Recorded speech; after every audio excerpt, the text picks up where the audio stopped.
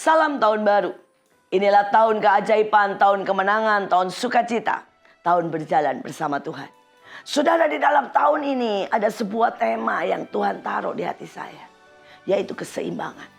Tuhan berkata, nah ada banyak anak Tuhan keluar dari keseimbangan. Di dalam Alkitab dikatakan Tuhan menyukai balance. Saudara, ada banyak orang tidak tahu bahwa ini adalah bagian dari kehidupan. Saudara, tanpa keseimbangan ada banyak orang menjadi sakit. Ada banyak orang menjadi hancur dalam rumah tangga karena dia keluar dari keseimbangan. Hari ini saya mau membahas tentang keseimbangan yang disebut DNA ilahi. Mari kita lihat di dalam 2 Petrus 1 ayat 5. Saudara, sekali lagi kita mau belajar tentang DNA ilahi. Justru karena itulah kamu harus dengan sungguh-sungguh berusaha untuk menambahkan kepada imanmu kebajikan, kepada kebajikan pengetahuan, dan kepada pengetahuan penguasaan diri, dan kepada penguasaan diri ketekunan, kepada ketekunan kesalehan, dan kepada kesalehan kasih akan saudara-saudara, dan kepada kasih akan semua orang. Sebab apabila semua itu ada padamu dengan berlimpah-limpah, kamu akan dibuatnya giat dan berhasil dalam pengenalanmu akan Yesus Kristus Tuhan kita. Saudara, di dalam 1 Yohanes 1 ayat 3. Apa yang telah kami lihat dan telah kami dengar itu, kami beritakan kepada kamu juga, supaya kamu beroleh persekutuan dengan kami. Dan persekutuan kami adalah persekutuan dengan Bapa dan dengan anaknya Yesus Kristus.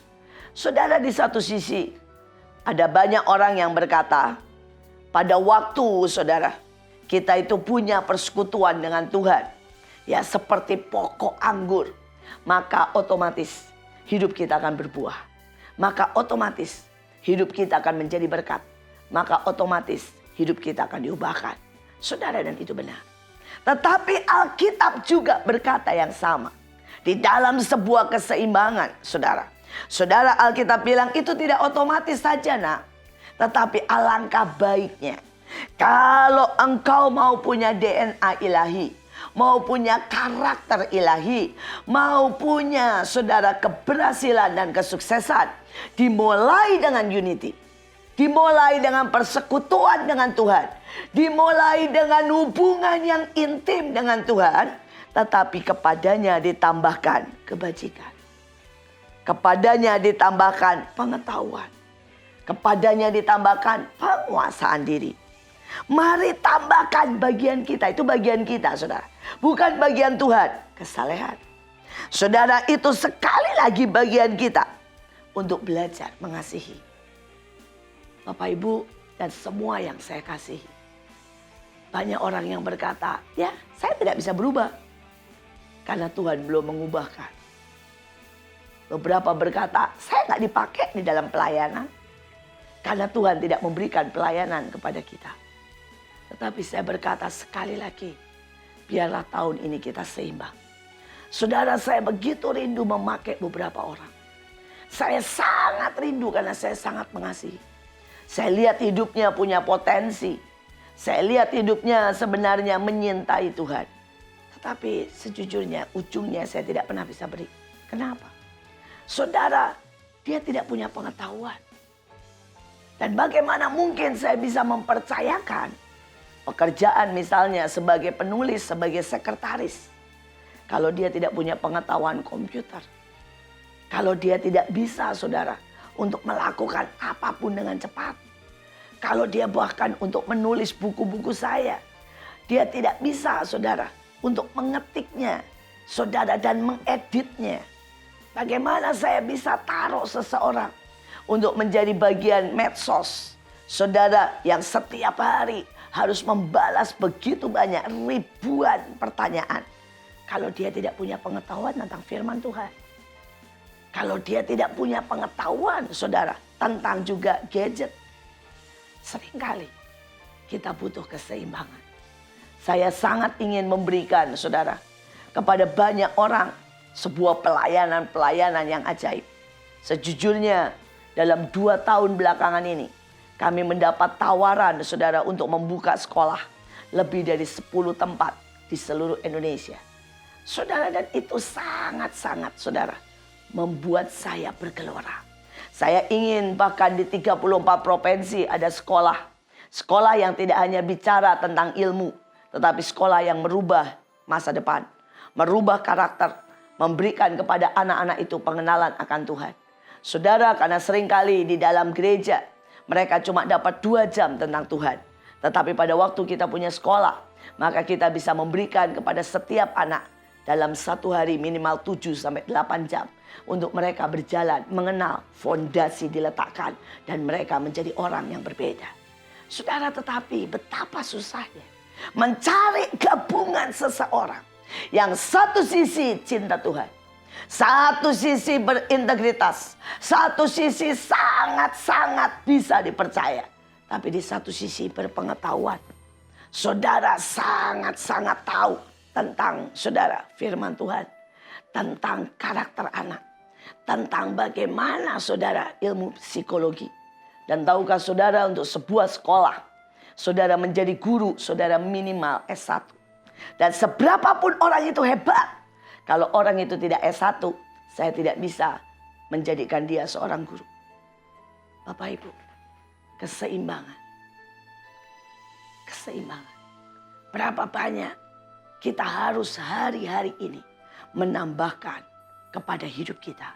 Inilah kesempatan di saat semua online. Saya berharap Bapak Ibu jangan diam dan nganggur, tetapi mari ambil sekolah online supaya pada waktu dibuka kembali, maka semua kita bisa berfungsi dengan ajaib. Saudara, pada waktu hari-hari ini mungkin ada banyak yang bisa work from home. Saudara, itulah kesempatan untuk melayani. Saudara bisa turun ke jalan-jalan. Saudara bisa mulai belajar menjadi penginjil. Saudara bisa menjadi seorang penyembah yang lebih lagi, karena saudara punya banyak waktu yang luang hari-hari ini. Saudara, tetapi tambahkan juga kasih kita kepada banyak orang. Hari-hari ini di mana-mana ada sangat banyak yang membutuhkan sentuhan. Ada banyak yang kehilangan keluarga dan mereka butuh ditemani. Mereka butuh dihibur, mereka butuh dikuatkan. Ada banyak yang sedang sakit dan mereka butuh ayat-ayat firman Tuhan. Mereka butuh didoakan. Saudara, dan hari-hari ini ada yang butuh makanan, ada yang butuh pekerjaan. Seberapa banyak kita bisa membuka pekerjaan buat banyak orang. Inilah waktu anak-anak Tuhan dinyatakan. Inilah waktu anak-anak Tuhan harusnya muncul sebagai pembawa jalan keluar. Bukankah laut pun Tuhan belah? Karena bagian kita adalah orang-orang yang membawa jalan keluar. Tapi sekali lagi, dibutuhkan keduanya. Dibutuhkan unity dengan Tuhan. Dibutuhkan persatuan dengan Bapa, Putra, dan Roh Kudus. Dibutuhkan mendengar suara Tuhan. Tapi ada bagian kita. Bagian kita untuk menambahkan sekali lagi kebajikan, pengetahuan, penguasaan diri, ketekunan, kesalehan, kasih akan semua orang. Biarlah ini menjadi tahun yang paling ajaib, tahun keberhasilan. Saya tutup dengan sebuah kesaksian. Ada seseorang saudara, dan dia tidak terlalu pandai, tetapi setiap hari saudara, setiap hari dia deklarasi firman. Saudara, dia deklarasi firman. Saudara, dan dia menghafalkan 1, menghafalkan 2 ayat setiap hari sampai tiba-tiba saudara, dia dalam 1 hari bisa menghafalkan 20 ayat. Dan dia tidak sadar bahwa dia itu cuma bagian dia. Dia bahkan tidak berdoa minta ditambahkan IQ-nya. Saudara, dia sebenarnya anak-anak dengan cacat tertentu. Tapi pokoknya dia lakukan bagiannya, menghafalkan ayat. Tetapi yang dia kaget, tiba-tiba nilainya naik. Dari dulunya cuma 6, 7, kadang-kadang 5. Sekarang nilainya 9 dan 10. Saudara, dan pada waktu dia dites IQ, dari IQ pertama adalah cuma 80. Karena anak ini lahir cacat.